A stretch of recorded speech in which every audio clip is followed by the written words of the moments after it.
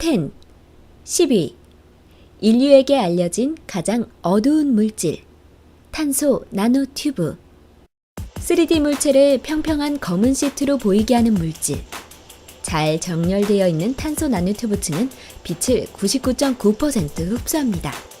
이 물질을 현미경으로 관찰하면 거칠고 울퉁불퉁한 표면을 갖고 있는데 이러한 특성 때문에 빛은 여러 갈래로 쪼개지고 반사가 잘 일어나지 않죠.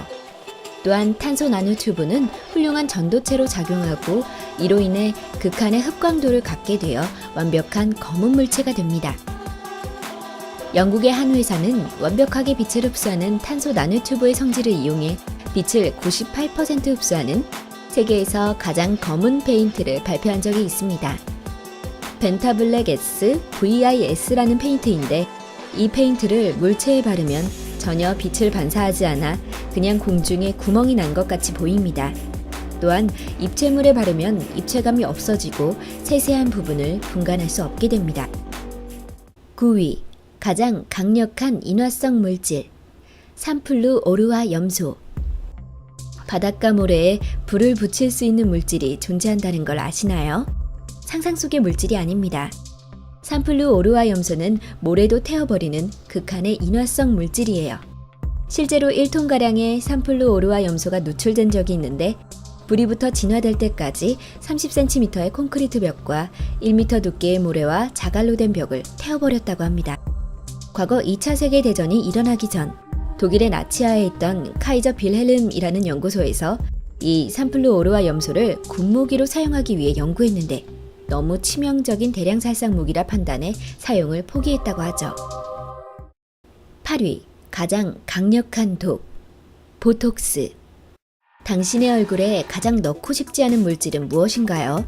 앞에서 말한 콘크리트도 태워버릴 물질을 빼면 아마도 세상에서 가장 강력한 독을 절대로 넣고 싶진 않겠죠.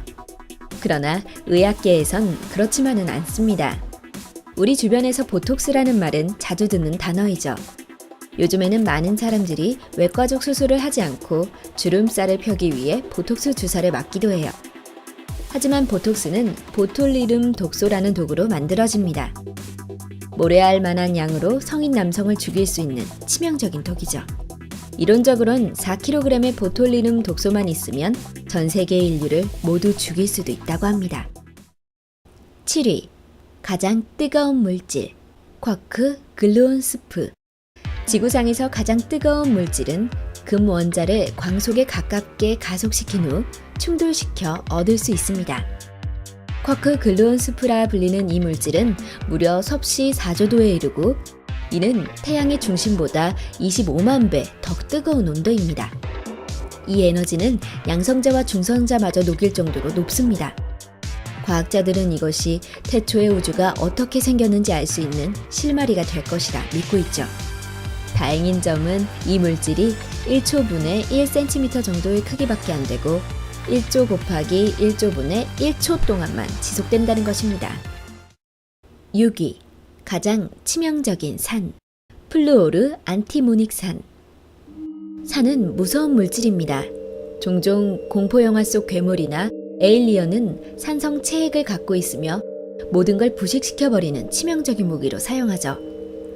그러나 만약 괴물들이 몸속에 플루오르 안티모닉산을 가지고 있었다면 괴물이 땅에서 발을 딛는 순간 세상은 멸망해버렸을 것입니다. 플루오르 안티모닉산은 황산보다 22,000배 더 강력하고 물과 만나면 폭발하는데 유리마저 녹여버린다고 합니다. 방 안에서 이 물질을 반응시키면 방 안의 모든 사람들이 순식간에 사망하게 됩니다. 5위. 가장 강력한 폭발 물질. 옥타나이트로 큐베인. 1999년에 미국 시카고 대학에서 합성에 성공한 물질인 옥타나이트로 큐베인은 지구상에 존재하는 가장 센 폭발 물질입니다. 연구소에서 소량 제조하여 폭약으로서의 성능은 자세하게 밝혀져 있지 않으나 과거에 최강의 폭발 물질로 알려진 옥토겐보다 20에서 25% 더 성능이 높다고 하죠. 옥타나이트로 큐베인은 합성할 때 과정이 무척 복잡하여 폭약으로 제조할 때의 비용이 너무 많이 들고 1g당 단가가 순금과 같은 수준이라고 해요. 실용적으로 사용할 수 있는 폭약 중 가장 성능이 좋은 헥사나이트로 헥사 자이소프루치탄에 비해 특별한 메리트가 없어서 실용화되고 있진 않지만 이론상으론 합성물질 중 지구상 가장 강력한 폭약입니다. 4위, 가장 강력한 방사성 물질. 폴로늄 210. 심슨 같은 만화에서 플루토늄 같은 방사성 물질들은 초록색으로 빛나는 막대기로 묘사되곤 하는데 이는 허구일 뿐입니다. 어떤 물질이 방사성 물질이라 해서 꼭 형광빛으로 나는 건 아니죠. 그러나 폴로늄 210은 너무 방사능이 강해서 푸른빛으로 빛나고 스스로 열을 내기까지 합니다. 폴로늄은 엄청난 중금속으로 1000만분의 1g만 체내에 흡수되어도 폐암에 걸리고 100만분의 1g이 흡수되면 1, 2주 안에 죽습니다. 독성은 약 청산가리의 25만 배에 달하죠. 보통 방사능에 오염되면 암이 몸에 마구 발생하며 죽는 것을 생각할 것입니다.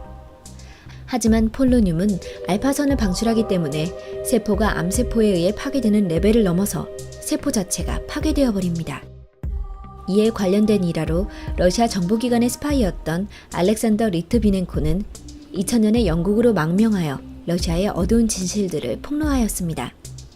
그리고 어느 날 그는 호텔에서 식사를 하다가 구토를 하며 쓰러졌고 곧 깨어나긴 했지만 설사, 탈모, 체중 감량 등의 증상을 보이며 3주 만에 사망하였습니다.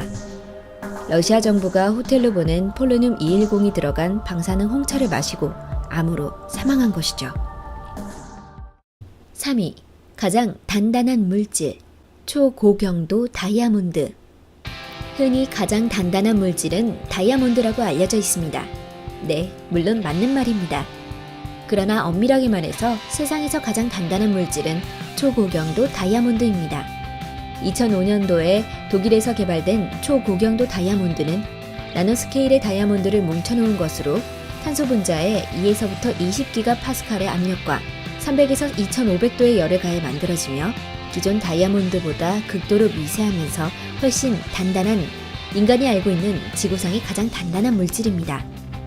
그렇다면 원피스의 다이아 열매 능력자 조지의 몸보다 더 강력하다는 말이 될 수도 있겠죠? 2위, 가장 강력한 자석, 네오디뮴 자석. 지구상에 현존하는 가장 강력한 자석. 작은 사이즈라고 해도 자력이 엄청나서 헤드폰 등에 주로 쓰입니다. 작은 크기로도 강력한 고출력을 낼 수 있기 때문에 아주 쓸만한 자석이죠. 피규어 쪽에서는 레진 피규어의 파츠에 심어서 간단한 포즈 변경이나 부품 탈착이 가능하게 만드는 용도로 종종 쓰입니다. 냉장고용 자석으로 팔기도 하며 하드디스크에도 들어가는데요. 특히 하드디스크에 들어가는 네오디뮴 자석은 판형으로 되어 있기 때문에 살점이 찝히면 뜯어져 나갈 수도 있으니 주의해야 합니다. 네오디뮴 자석은 워낙 강력하기 때문에 작은 크기라도 할지라도 손에 심각한 상처를 줄 수 있으며 큰 사이즈의 네오디뮴 자석의 경우 뼈가 부러지는 사고가 생길 수 있습니다. 또한 시간 간격을 두고 2개의 네오디뮴 자석을 먹으면 내장에 구멍이 나는 사고가 발생할 수 있습니다. 자력이 워낙 강하다 보니 보관할 때에는 2개의 자석 사이에 나무 토막이나 플라스틱 조각을 끼워 보관해야 하죠. 이렇게 위험한 물건이기 때문에 미국의 경우 일정 크기 이상의 네오디뮴 자석을 다루려면 별도의 자격증이 필요하다고 합니다. 1위, 초유체. 절대 0도, 즉 온도의 최저점인 섭씨 영하 273.15도에 가까운 극저온에서 점성이 사라지면서 벽을 타고 위로 흐르거나 사방으로 흩어지는 특성을 지닌 물질입니다. 점성이 없기 때문에 초유체는 마찰 없이 영원히 회전할 수 있게 되죠. 즉, 점성과 마찰력이 제로인 물질을 초유체라고 합니다. 예를 들어 동전을 축음기 회전판에 올려놓으면 마찰력 때문에 동전은 회전판과 함께 돌게 됩니다. 하지만 점성과 마찰력이 전혀 없는 초유체를 올려놓으면 초유체는 축음기 회전판과 상관없이 그대로 정지해 있게 됩니다. 물을 컵에 담으면 스스로 컵에서 빠져나올 수 없지만 초유체를 컵에 담아두면 컵의 벽을 타고 기어올라 밖으로 새어나오거나 컵 바닥에 보이지 않는 미세한 틈을 통과해서 스며 나오게 됩니다. 또 지구상에서 가장 열 전도도가 높은 물질이기 때문에 우리보다 열 전도도가 수백 배 높은데 열이 너무 빨리 전도돼서 마치 음파와 같은 파동의 형태로 전달되게 되죠.